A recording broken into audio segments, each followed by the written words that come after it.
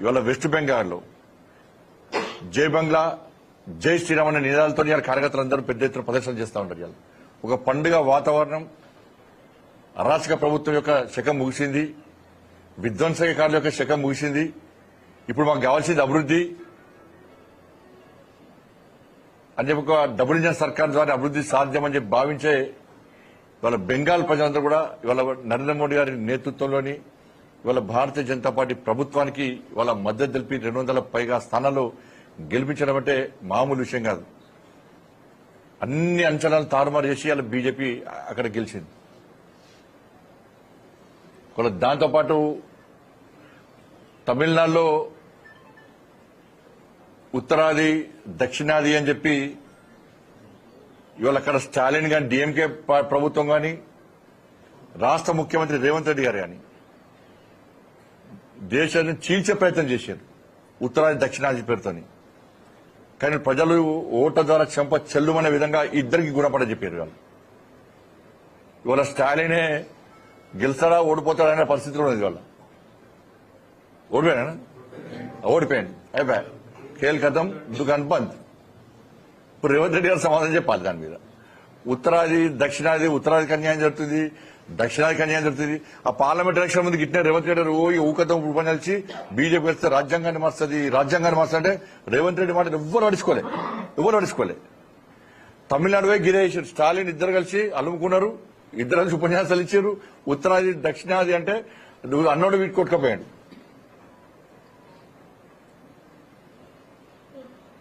Address లేకుండా Congress party DMK ఇద్దరు కలిసి చేస్తే కనీసం వాళ్ళకు అడ్రస్ లేకుండా వాళ్ళకి పరిస్థితి.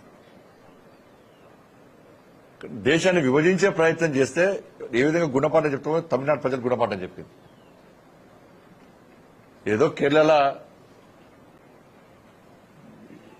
కాంగ్రెస్ పార్టీ గెలిచింది, ఆడ ప్రభుత్వం మీద ఉన్న కమ్యూనిస్టులు అదే అరాచకత్వం. ఇలా దాని ద్వారా ఇండీ అలయన్స్ అనేది మొత్తం చీలిపోయింది వాళ్ళ దేశంలో. కాంగ్రెస్ కమ్యూనిస్ట్ కలిసి ఉంటారు దేశం మొత్తం. కానీ కేరళలో ఏమైంది, కమ్యూనిస్టులు విడిపోయారు. బెంగాల్లో ఏమైంది, కాంగ్రెస్ పార్టీ మమతా బెనర్జీ ఇద్దరు ఓళ్ళు మీద ఓళ్ళు యుద్ధం ప్రకటించుకున్నారు. ఇట్లా ఇండీ అలయన్స్ అనేది మొత్తం చీలిపోయింది. దానికి ఒక రూపురేఖ లేదు, దాన్ని కల్పించే ప్రయత్నం రాహుల్ గాంధీ సత్తా లేదు. కానీ ఇటువంటి ఫలితాలు ఇవాళ దేశవ్యాప్తంగా రావడం ఇవాళ ఒక్క కేరళలో గెలవగానే ఈ కాంగ్రెస్ వాళ్ళు గేమ్ చేంజర్ అట రాష్ట్ర ముఖ్యమంత్రి. దేని గేమ్ చేంజరు? ఒక్క గెలవ 5 రాష్ట్రాలు ఎన్నికలు జరిగితే ఒక్క రాష్ట్రంలో గెలిస్తే గేమ్ చేంజర్ అని ఫ్లెక్స్లు అనుకుంటారు.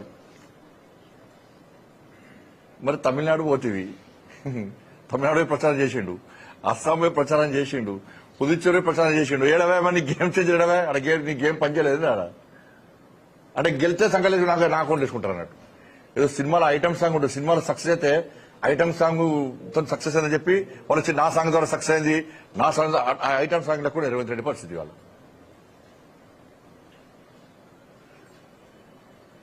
ఇంట్లో ఈగల మొత్తం బయట పల్లెకి మొత్తలకు అన్నట్టు. ఈయన పోయింది అన్ని రాష్ట్రాల్లో పోయిండు, అక్కడ ఎక్కడ గెలవలే.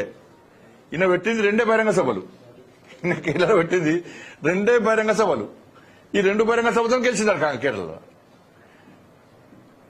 స్టార్ క్యాంపెయినర్ గా రేవంత్ రెడ్డి కాబట్టి గెలిచిందని చెప్పి టీవీలు ఇస్తున్నారు, బ్రేకింగ్ ఇస్తున్నారు టీవీలలో. ఇవన్న స్టార్ క్యాంపెయినర్ లిస్ట్ నాకు ఉన్నది. ఇలా పేరు చదువుతా. ఈయన పేరు 9వ పేరు, ఈయన పేరు రేవంత్ రెడ్డి పేరు 9వ పేరు. అంటే రాహుల్ గాంధీ పంపుతుందనే అందరూ అనుకుంటారు. రాహుల్ గాంధీ పంపుతుందనే. రాహుల్ గాంధీతో ఏం కాలే అన్నట్టుగా, సోనియా గాంధీతో ఏం కాలే, ప్రియాంక గాంధీతో ఏం కాలే, మల్లికార్జున ఖర్గే 0, కేసీ వేణుగోపాల్ 0. ఈ పైన ఉన్న 9 మంది స్టార్ క్యాంపెయినర్లు మల్లికార్జున ఖర్గే, సోనియా గాంధీ, రాహుల్ గాంధీ, ఏకే ఆంటోనీ, కేసీ వేణుగోపాల్, ప్రియాంక గాంధీ, దీపాదాస్ మున్షి, సిద్దరామయ్య, ఒక తర్వాత రేవంత్ రెడ్డి.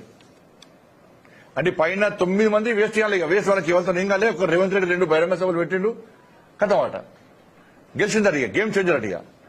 మరి నీ గేమ్ బయట రాష్ట్రం ఎందుకు పనిచేయలేని అంటున్నా. నువ్వు ఒక్క రాష్ట్రానికి పోయి ఒక్క రాష్ట్రాన్ని నువ్వు గెలిపించి 10 బహిరంగ సభలు గెలిపిస్తే నువ్వు 2 బహిరంగ సభలు తెలంగాణ నుంచి మూటలు తీసుకుపోయి అడవై అప్పచ్చినావు.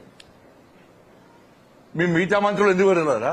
మిగతా మంత్రులు కూడా డైరెక్ట్ పోతే ఈ రేవంత్ రెడ్డి సగం ఇస్తాడు సగం ఏడు వచ్చని ఎవరి మంత్రులు వాళ్ళు పోయి సొంతంగా పోయి డబ్బులు తెచ్చినాడు మూటలు తెచ్చారు